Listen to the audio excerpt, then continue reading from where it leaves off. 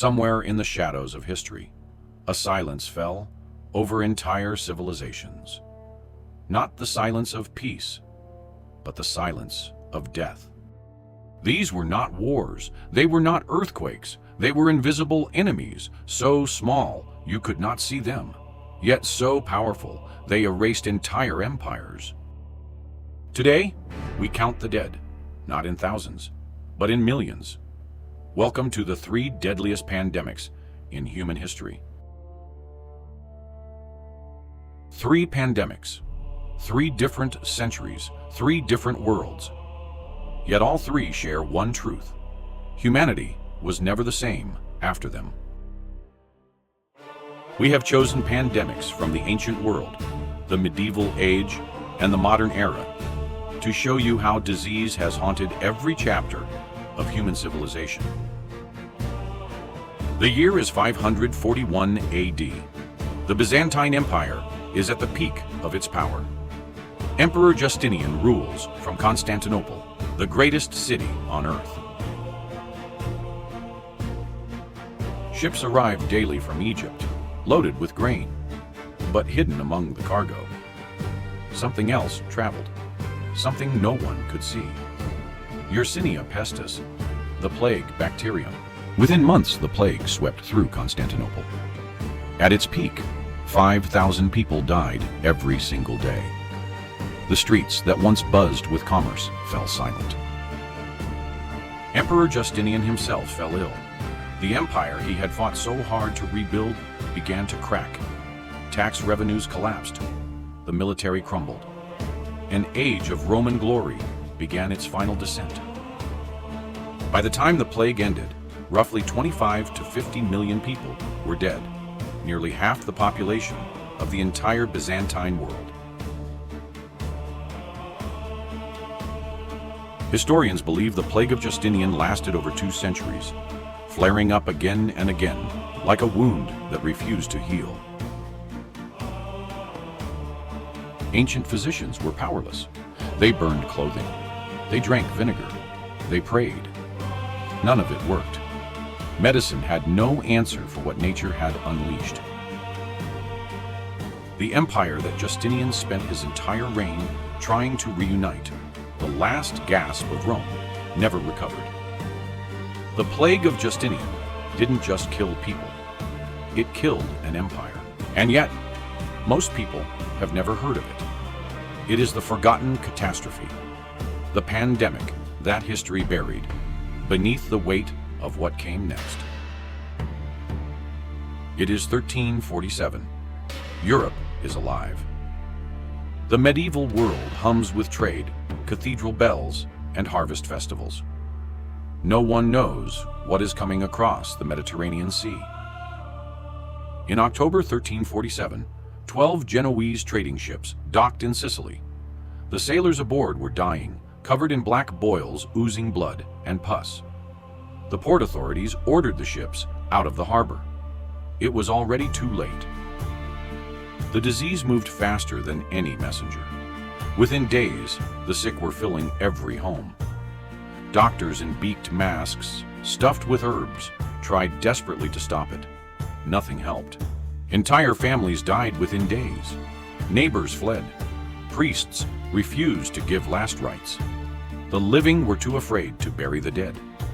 Bodies piled in the streets and rotted in the summer heat. People believed it was God's punishment.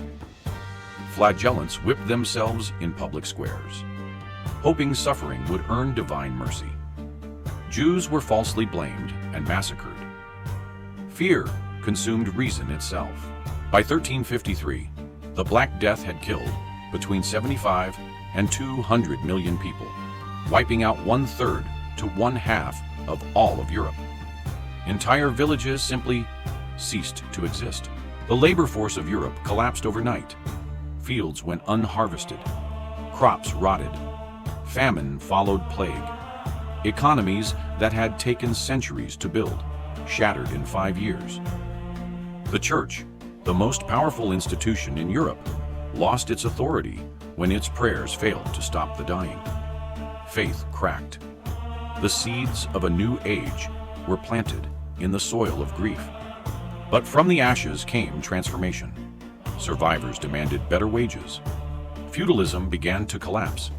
Art and science re-emerged with urgent new force. The Renaissance itself was born in part from the trauma of the Black Death. The Black Death did not just kill people, it killed a world. And from that dead world, a new one rose.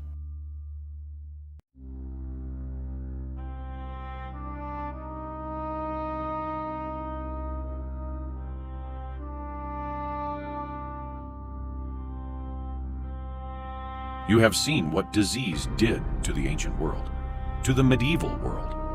But nothing in human history compares to what came next. Number 1, the most devastating pandemic in recorded human history, and it happened in our modern world. The year is 1918. The world is already drowning in blood. 4 years of the most brutal war in history have left millions dead. Humanity is exhausted. And then, something worse arrives. Camp Devens, Massachusetts, March 1918. Soldiers begin complaining of headaches, fever, and a cough that turns their lips blue.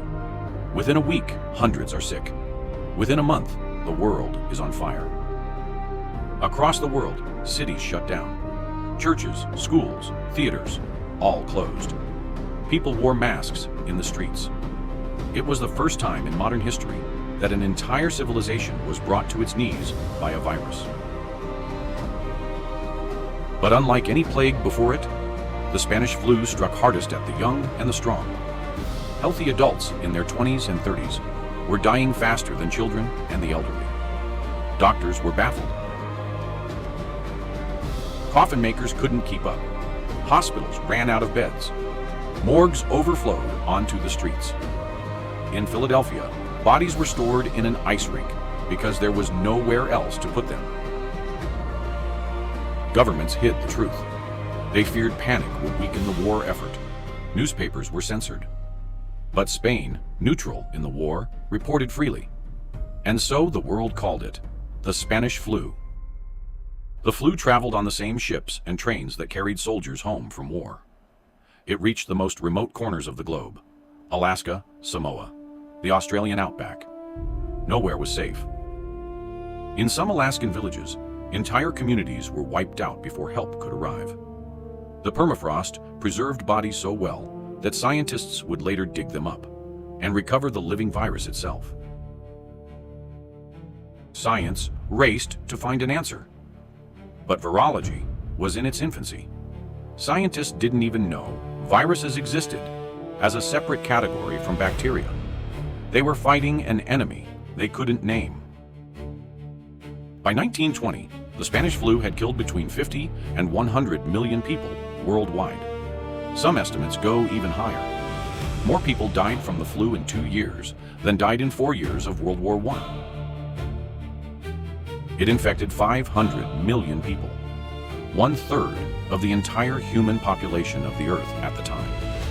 1/3 of everyone alive on this planet. The Spanish flu left behind a generation scarred by grief, and in its wake, something extraordinary happened. The world built the first global public health systems. The Spanish flu gave birth to modern medicine. 3 pandemics, 3 different worlds. The Plague of Justinian ended an empire. The Black Death ended the medieval age. The Spanish flu ended an era of medical ignorance.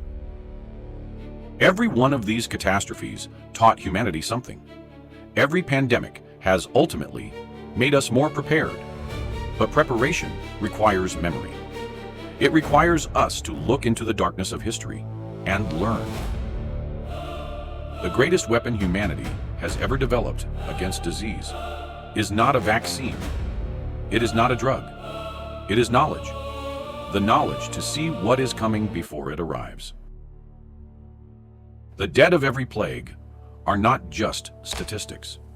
They were fathers, mothers, children, who had names, who had dreams, who had no idea that history was about to consume them. Remember them.